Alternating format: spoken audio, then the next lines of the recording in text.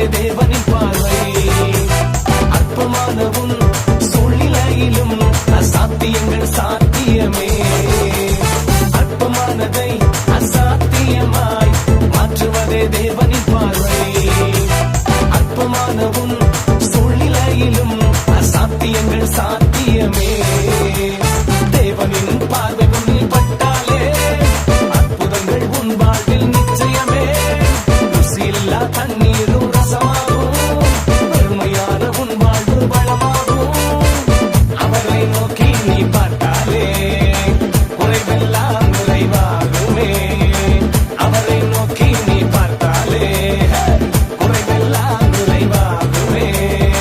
அண்ணே, நானும் மனுஷன் பார்க்குற விதமாக தான் தேவன் என்ன பார்ப்பார்னு சொல்லி மனுஷனை பார்த்து ஏமாந்துட்டேனே.